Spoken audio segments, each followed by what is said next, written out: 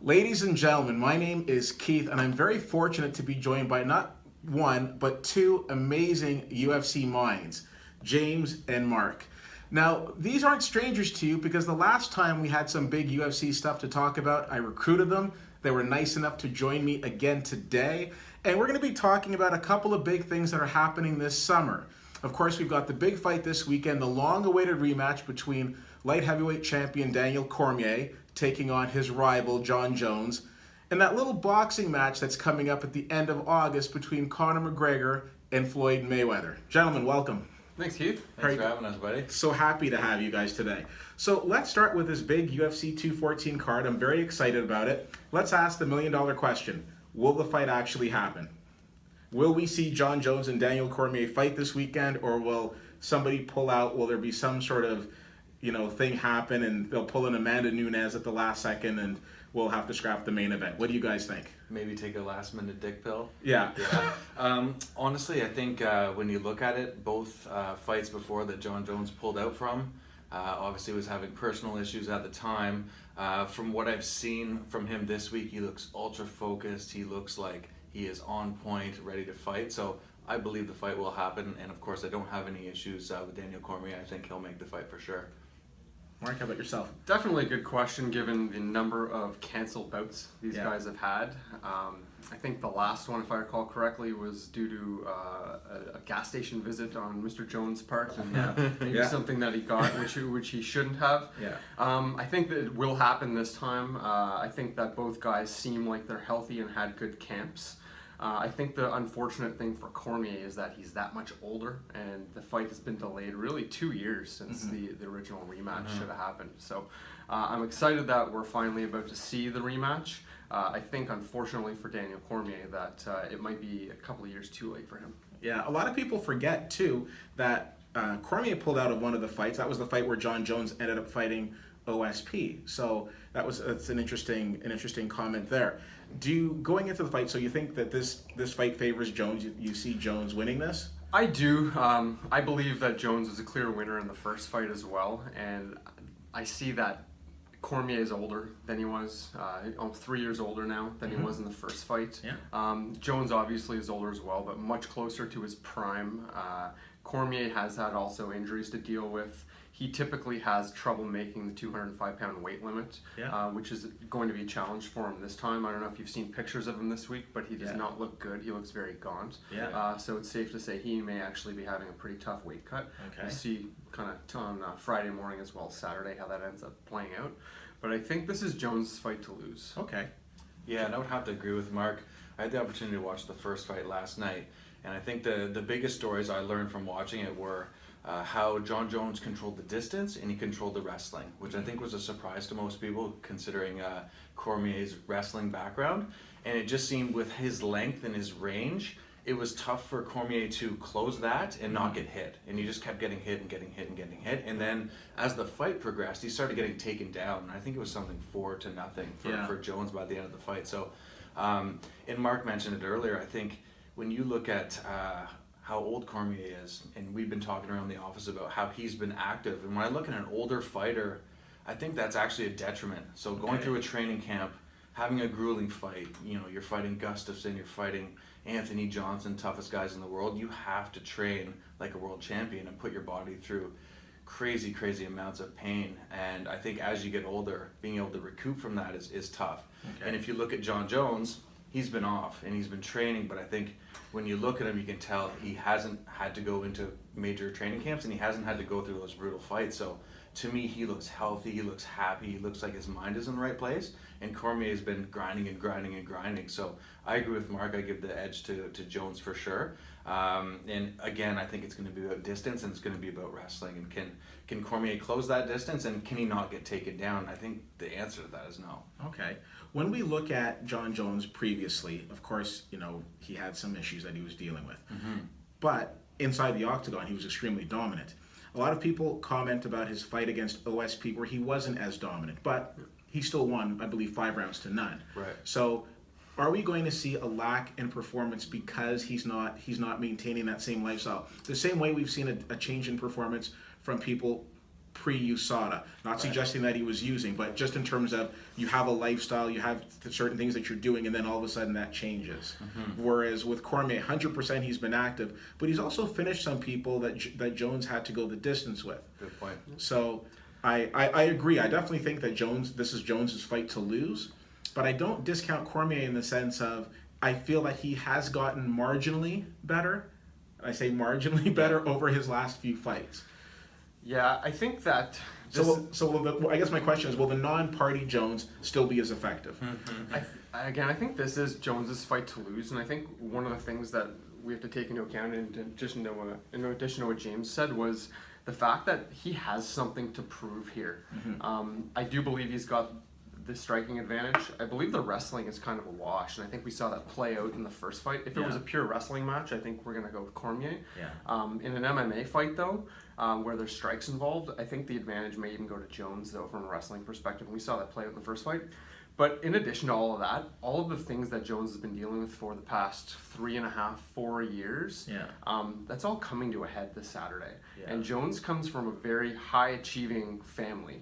And it's safe to say a lot of the conversations that he had with the people who keep him grounded, like his two brothers, who are both NFL superstars, really were like, hey, get your shit together. You know, get your head on straight, because your potential is way up here and you're performing a lot less than that. So I'd be willing to bet you he's got a bit of a chip on his shoulder. For sure. And is going to come out and really have something to prove with respect to what he's capable of. Absolutely. I think Cormier, as much as he feels like this is his chance to kind of prove that, his mountain to climb was being the champion. He's got there already.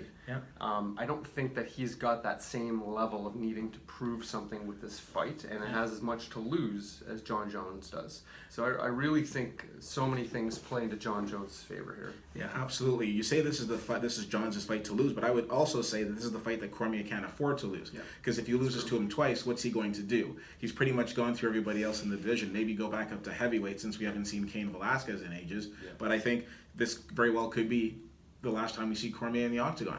So we'll see. Agreed. I think especially if he wins, I think taking the belt and riding off into the sunset, he's what, 38, 39? Yeah, 39, you know, with a family, he's obviously made really good money, and you know, if he does win the fight, I would love to see that happen. Yeah, so very interesting. So really quickly, just a couple of other fights, just want to get your quick comments on welterweight title. Tyron Woodley, Damian Maia. Who do you see winning in that?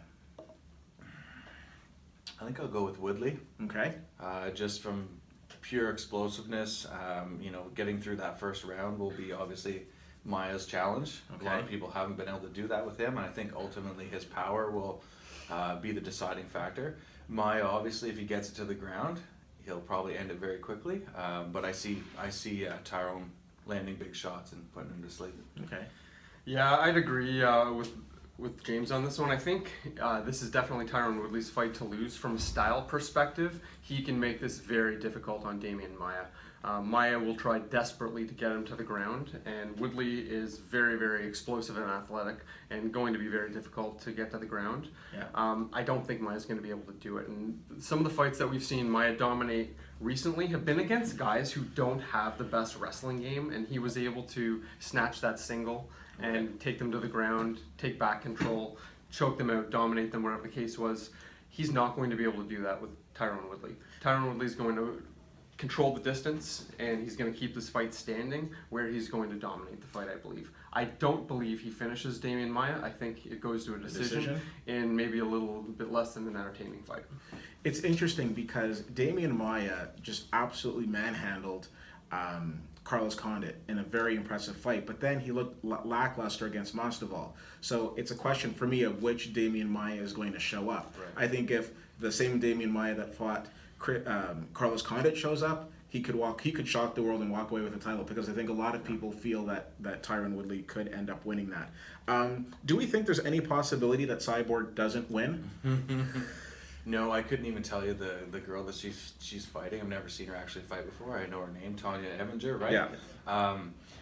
When you look at Cyborg and look how powerful she is, what a beast she is when she starts to throw punches, I think that one ends early as well. And it'd be nice to see some solid contenders stepped up to her after that, because I know they're having trouble. They just took the title off someone because she wouldn't fight her. So, having credible contenders for her, I think, is going to be the biggest challenge. Do you ever see her getting to 135?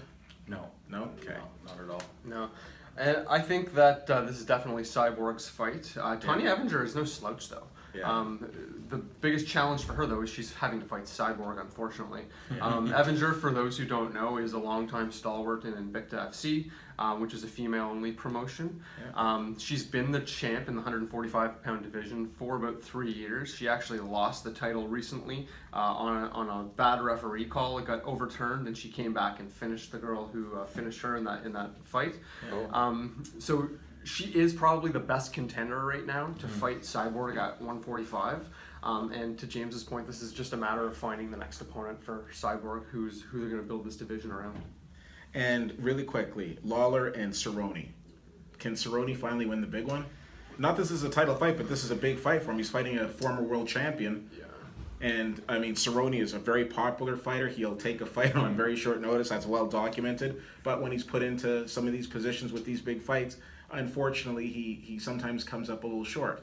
This would be a huge opportunity for him. And we've got Lawler, I believe, his first fight since losing his title to Woodley, which is interesting because Woodley's had several since then.